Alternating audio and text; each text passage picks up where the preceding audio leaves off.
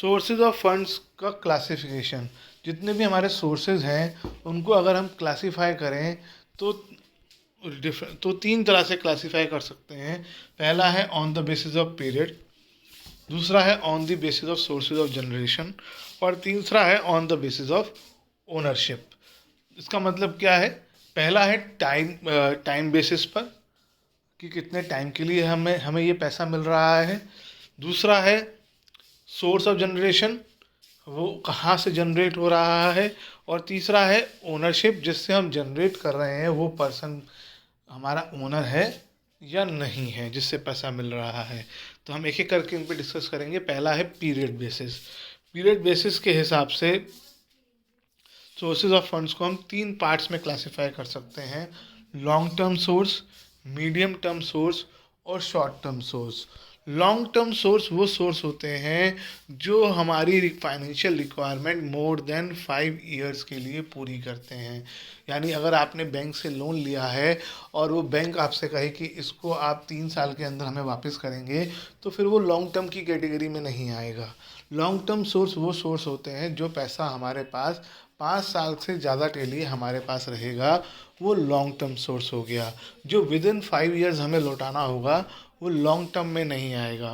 The long term sources fulfil the financial requirement of an enterprise for a period exceeding 5 years and include sources such as shares, debentures, long term borrowings and loans from financial institution, या कुछ bank से loan है। अब इस chapter में हम पढ़ेंगे shares और डिवेंचर्स क्या होते हैं, जो आगे पढ़ेंगे। अभी सिर्फ इनके आप नाम ही पढ़ेंगे।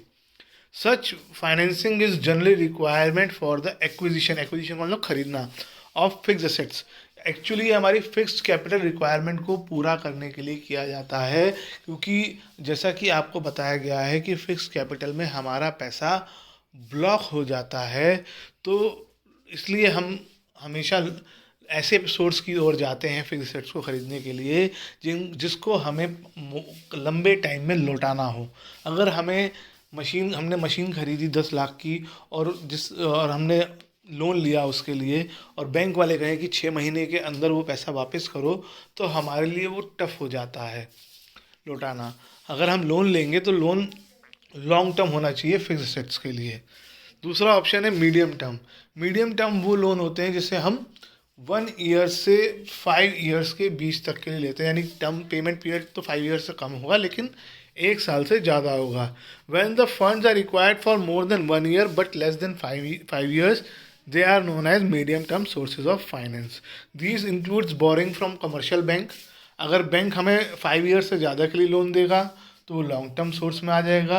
अगर बैंक हमें लोन 1 ईयर से 5 ईयर्स के बीच के लिए देगा तो मीडियम टर्म सोर्स में आ जाएगा। इसमें एक वर्ड यूज़ हो रहा है पब्लिक डिपॉजिट्स, ये भी हम इस चैप्टर में पढ़ेंगे।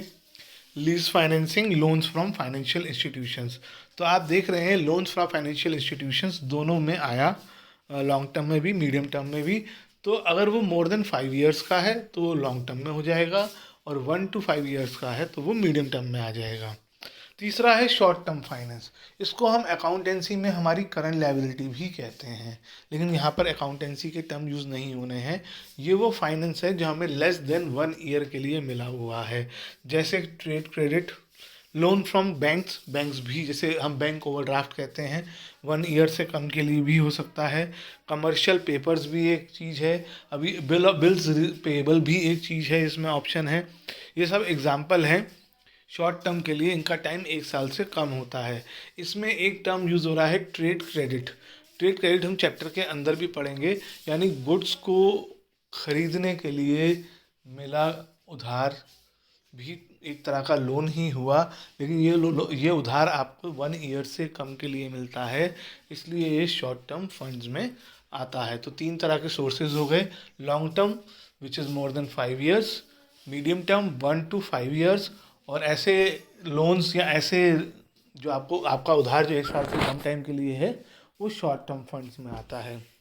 एक चार्ट के थ्रू ये समझाया गया है पीरियड के बेसिस पर लॉन्ग टर्म फंड्स में क्या क्या चीज़ें आती हैं: equity shares, preference shares, debentures, retained earning, loan from banks, loan from financial institutions.